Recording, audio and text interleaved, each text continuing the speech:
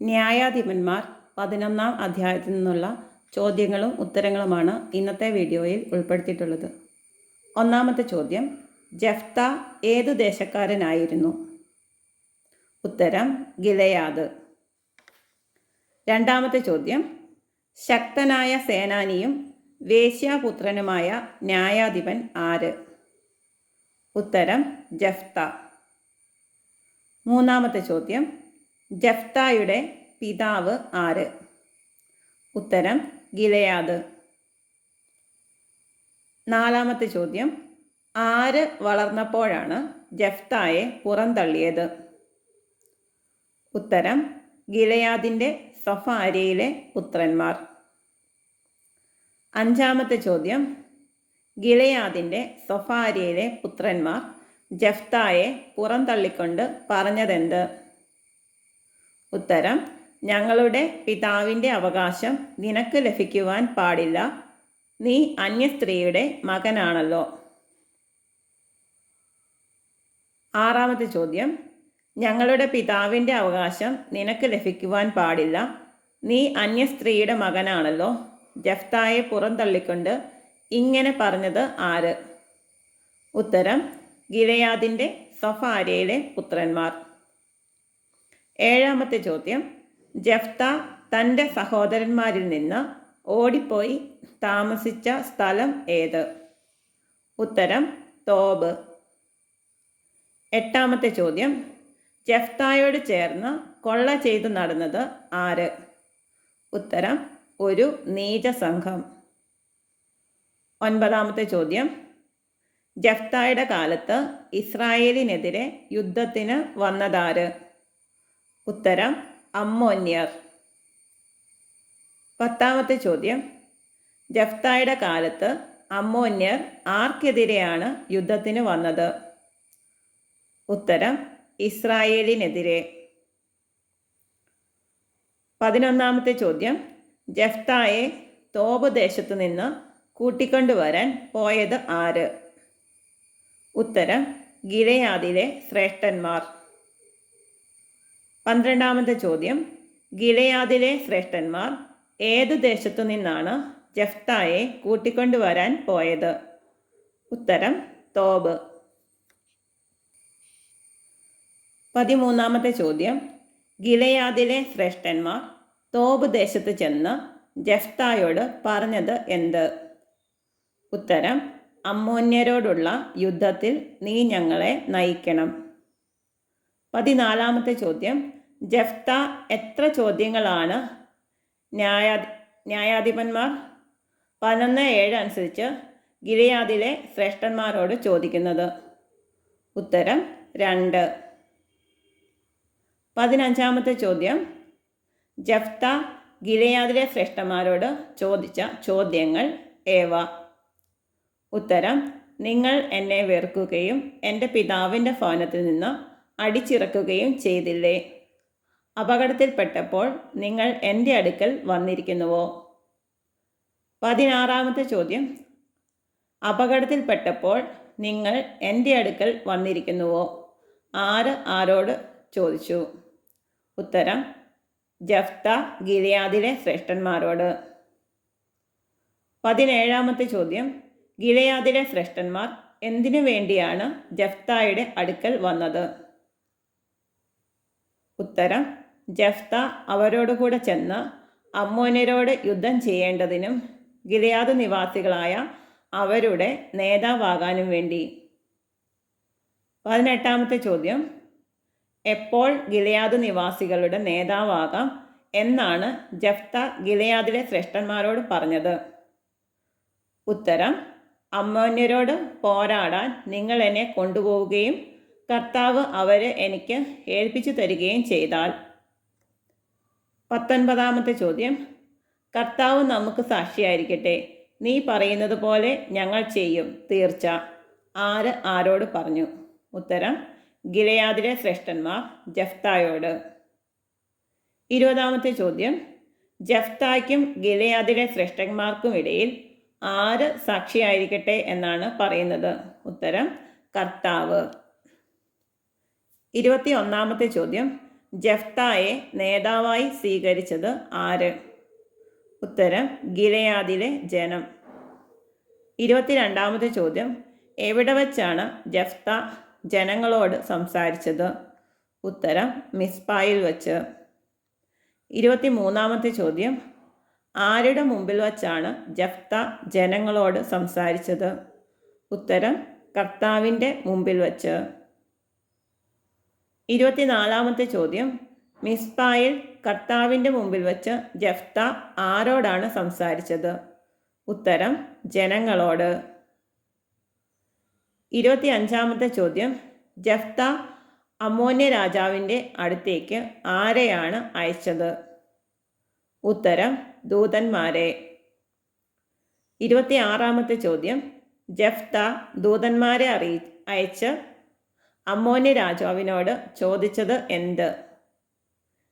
ഉത്തരം എൻ്റെ ദേശത്തോട് യുദ്ധം ചെയ്യാൻ നിനക്ക് എന്നോട് എന്താണ് വിരോധം?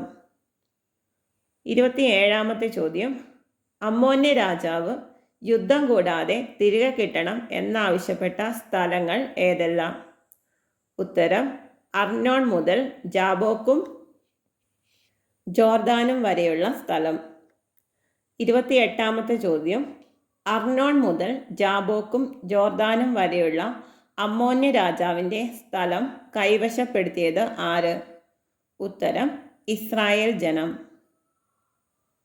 29ാമത്തെ ചോദ്യം, അമ്മോന്യ രാജാവിൻ്റെ സ്ഥലം ഇസ്രായേൽ ജനം കൈവശപ്പെടുത്തിയത് എപ്പോൾ?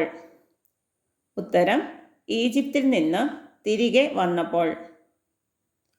30ാമത്തെ ചോദ്യം, അമ്മോന്യ രാജാവ് തൻ്റെ സ്ഥലം യുദ്ധം കൂടാതെ തിരികെ കിട്ടണം എന്നാവശ്യപ്പെട്ടത് ആരോടാണ്? ഉത്തരം ജഫ്തായുടെ ദൂതന്മാരോട്. 31ാമത്തെ ചോദ്യം, ജഫ്ത വീണ്ടും ദൂതന്മാരെ അയച്ച് ആരുടെയൊക്കെ ദേശം ഇസ്രായേൽ കൈയടക്കിയിട്ടില്ല എന്നാണ് അമ്മോന്യ രാജാവിനോട് പറഞ്ഞത്? ഉത്തരം മൊബാബ്യരുടെയോ അമ്മോന്യരുടെയോ ദേശം. 32ാമത്തെ ചോദ്യം, ഇസ്രായേൽ ജനം ഈജിപ്തിൽ നിന്നും വരും വഴി ഏതൊക്കെ ദേശത്ത് എത്തി എന്നാണ് ന്യായാധിപന്മാർ 11:16 പറയുന്നത്? ഉത്തരം മരുഭൂമിയിൽ കൂടി ചെങ്കടൽ വരെയും അവിടെ നിന്ന് കാദേശ് വരെയും. 33ാമത്തെ ചോദ്യം, നിന്റെ ദേശത്തു കൂടെ കടന്നു പോകാൻ ഞങ്ങളെ അനുവദിക്കണമെന്ന് ഇസ്രായേൽ ആരോടാണ് അപേക്ഷിച്ചത്? ഉത്തരം ഏദോം രാജാവിനോട്. 34ാമത്തെ ചോദ്യം, ഏദോം രാജാവ് ആരെയാണ് തൻ്റെ ദേശത്തു കൂടെ കടന്നു പോകാൻ അനുവദിക്കാഞ്ഞത്? ഉത്തരം ഇസ്രായേൽ ജനത്തെ.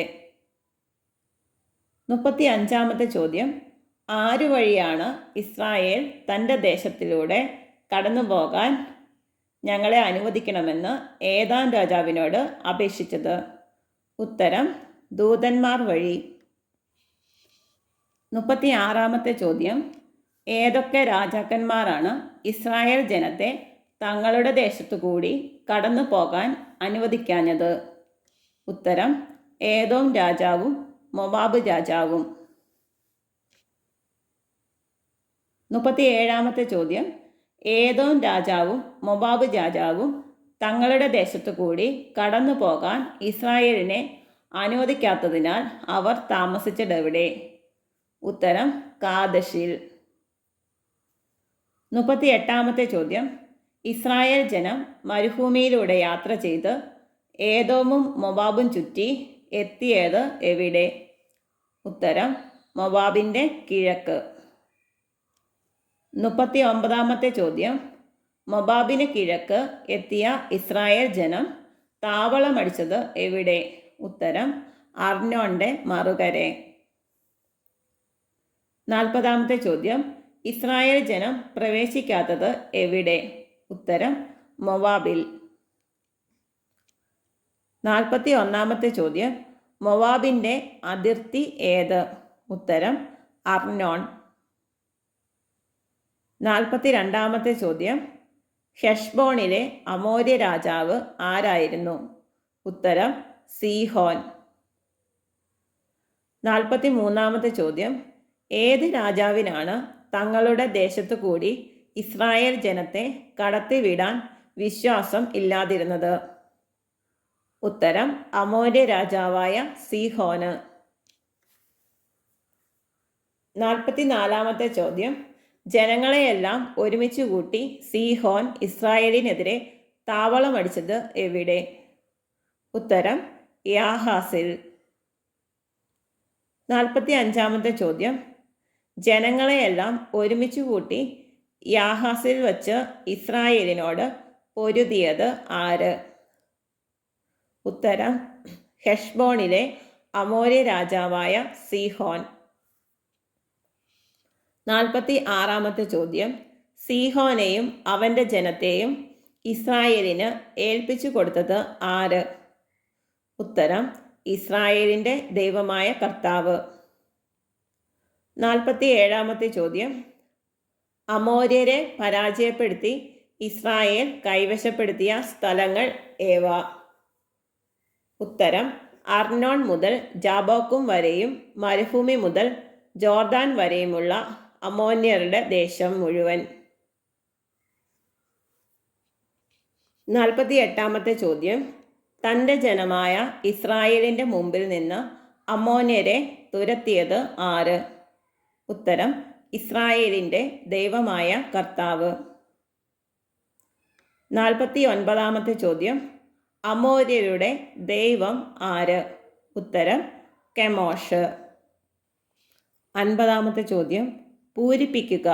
നിന്റെ ഡാഷ് നിനക്ക് തരുന്നത് നീ കൈവശം വയ്ക്കുന്നില്ലേ? ഞങ്ങളുടെ ഡാഷ് ഞങ്ങൾക്ക് ഒഴിപ്പിച്ചു തരുന്നതൊക്കെ ഞങ്ങൾ കൈവശമാക്കും. ഉത്തരം നിന്റെ ദൈവമായ കെമോഷ് നിനക്ക് തരുന്നത് നീ കൈവശം വയ്ക്കുന്നില്ലേ?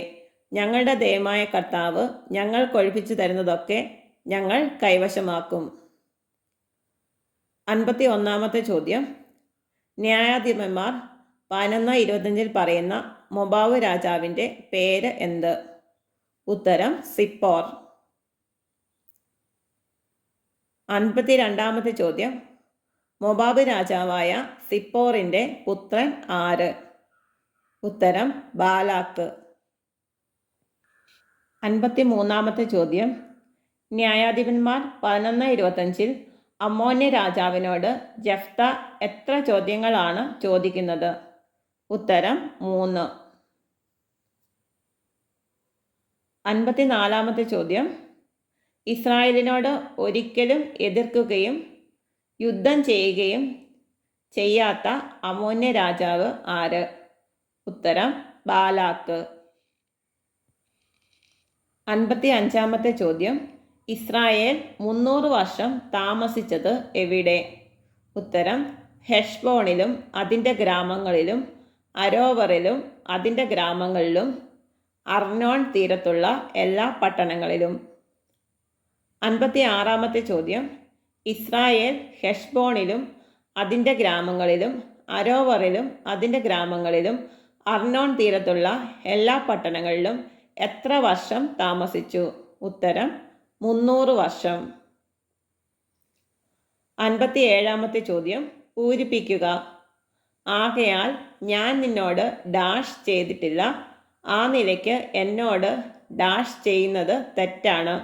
ഉത്തരം ആകയാൽ ഞാൻ നിന്നോട് ഒരപരാധവും ചെയ്തിട്ടില്ല, ആ നിലയ്ക്ക് എന്നോട് യുദ്ധം ചെയ്യുന്നത് തെറ്റാണ്. 58-ാമത്തെ ചോദ്യം, ആരാണ് ഇസ്രായേലിനും അമ്മോന്യർക്കുമിടയിൽ ന്യായവിധി നടത്തേണ്ടത്? ഉത്തരം ന്യായാധിപനായ കർത്താവ്. 59-ാമത്തെ ചോദ്യം, ജെഫ്തായുടെ സന്ദേശം വകവെക്കാതിരുന്നത് ആര്?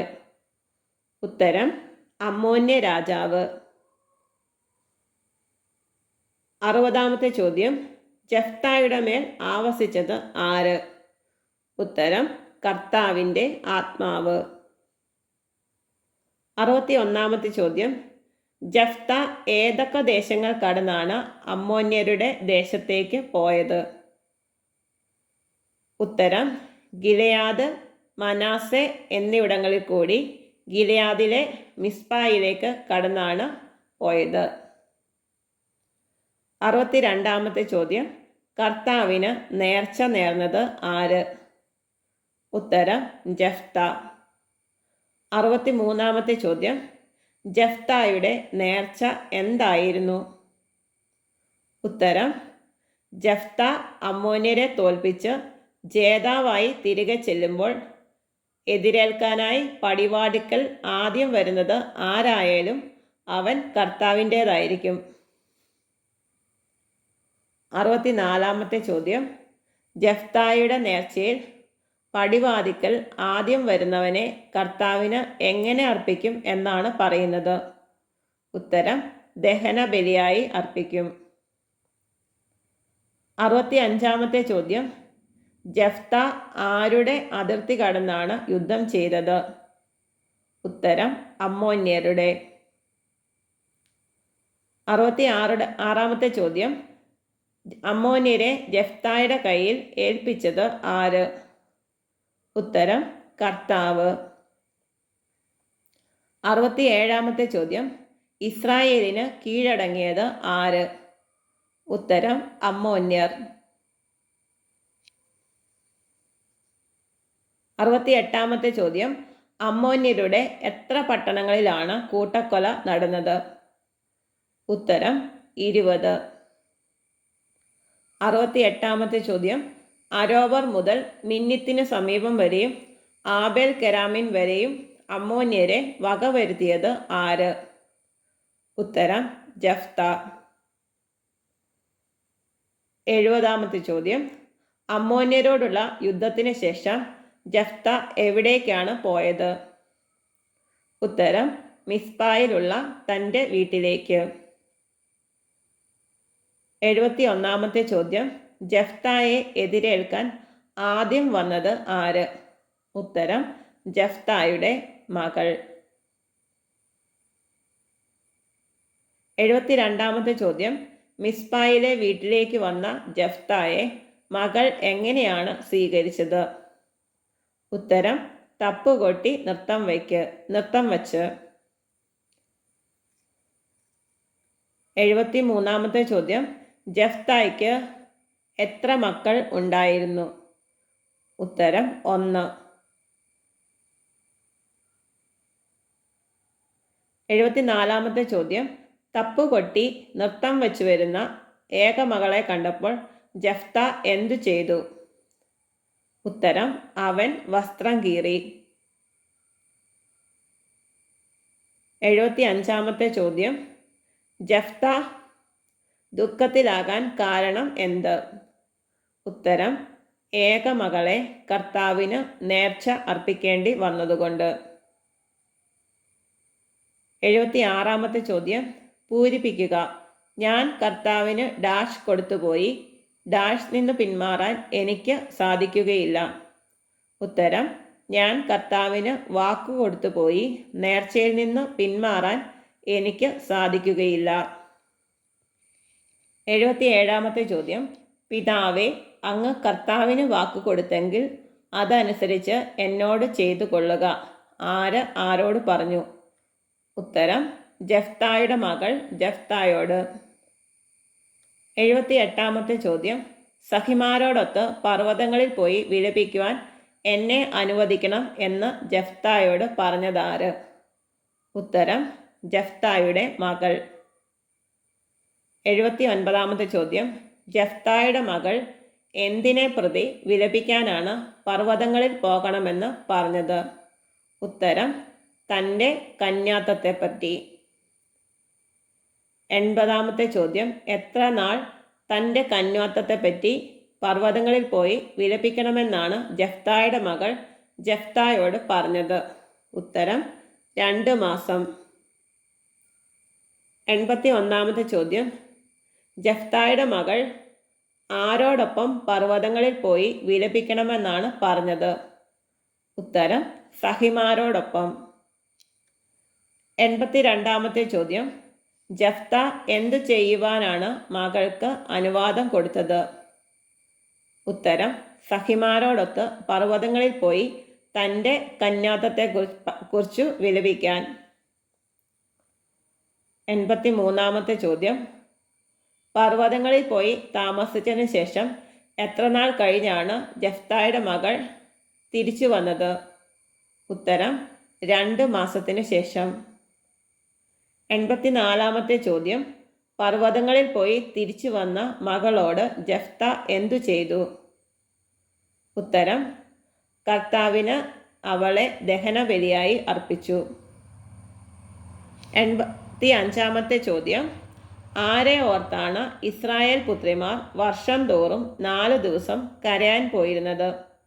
ഉത്തരം ഗിലെയാദുകാരനായ ജഫ്തായുടെ പുത്രിയെ ഓർത്ത്. 86-ാമത്തെ ചോദ്യം.